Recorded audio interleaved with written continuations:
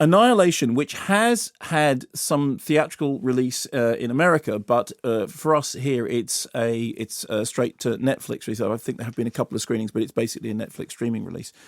So the story is something called the Shimmer has descended on Earth, which is like a growing, weird, shimmering presence into which several operatives have been sent never to return. Natalie Portman is a scientist and soldier who is being debriefed about returning from a mission. Her husband, played by Oscar Isaac, went missing in action on a secret mission. She thought he was gone. She thought he was dead. And then he returned trance-like and dazed. Here's a clip. No one knew anything about your unit. I contacted everyone I could. The other partners knew just as little as me. Pakistan again? I don't know where it was or what it was. How is that possible? You must be able to tell me something. You vanished off the face of the earth for 12 months. I deserve a better explanation than no explanation. Doesn't matter.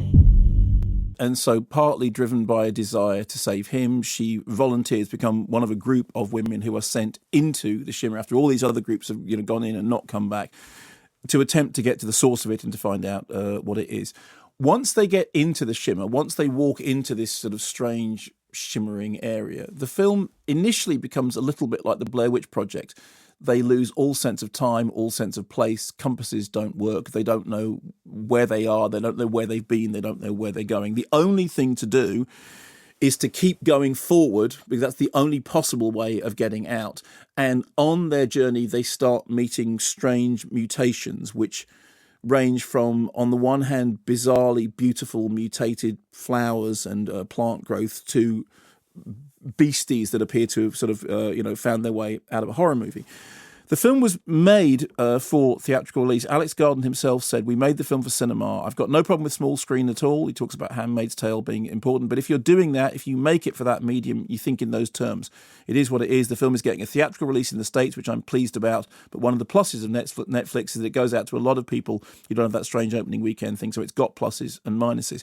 I watched it on Netflix. I do wish I'd been able to see it on a big screen, not least because I thought the visuals were very, very interesting. The whole kind of evocation of the Shimmer was something which cried out to be seen on the big screen. But I understand that many people, getting used to watching things on the small screen is normal. There are certainly many releases we talk about that people watch either on a streaming service like Curzon Home Cinema or on DVD. So it is becoming more and more the way that people will watch movies.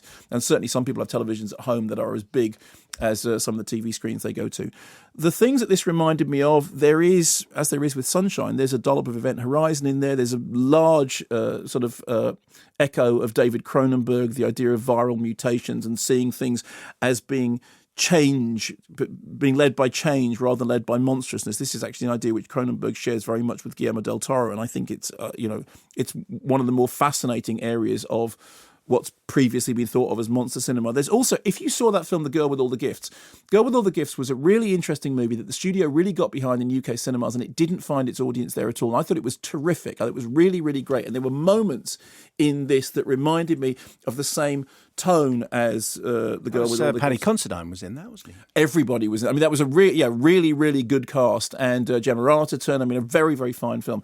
What's interesting is this, like Stalker or something, it's a film which uses science fiction to be a film about ideas. It's about psychological space. You can see this again in Sunshine, again, which didn't find its audience in cinemas, although weirdly enough, that was a film which opened on the hottest day of the year, and the old maxim, therefore, Sunshine was killed by the sunshine. It is a movie which takes science fiction as a genre in which you can play with big ideas, in which you can be philosophical, in which you can be adventurous, in which you don't have to tie up all the ends of the plot, in which you can take risks. And I would always rather see people take risks than play it safely. And I think that what Alex Garland does here is he does take a certain number of risks. At times, the story risks falling into foolishness, but I have no problem with that at all, because it does so with conviction and it does so with a degree of wit. It's got a terrific cast. I mean, people like Jennifer Jason Leigh and Gina Rodriguez, who are absolutely terrific. The cast is led by Natalie Portman, who I think is a very fine actor and who does really well and is clearly enjoying being in this movie. If you look at the stuff that Netflix have funded in the past, movies like Okja, I mean, the fact is, who else would have funded Okja? Who else would have given Bong Joon-ho the money to make a movie about a mutated pig and its friendship with a young girl? Who else would have backed Duncan Jones making Mute and allowing him to make it on completely his own terms, despite the fact that it's a really, really weird and frankly very, very alienating production? In the case of this, my own feeling is it's a science fiction film that can hold its head up among all the theatrically released science fiction films, and I would have liked to have seen it in the cinema. I think it's a shame that I didn't get a chance to see it on the cinema, but watching it on Netflix, where recently I've seen The Cloverfield Paradox, which was a load of old pants, and then this, which is a really, really fine, entertaining, ideas-led, thoughtful, adventurous science fiction movie that's made with conviction by people who are interested in science fiction as being a genre of ideas. I thought it was a really fine piece of work, and I'm really excited about it. I'm going to go back and watch it again tonight. And that was this week's Cream of the Streams. Cream of the Streams. Cream of the Streams. For which now for always associated with marathon runners. Is he doing a Cream of the Streams? I think he is. It's been 17 miles. He's entitled to one. Anyway, cream of the Streams. Okay. The producer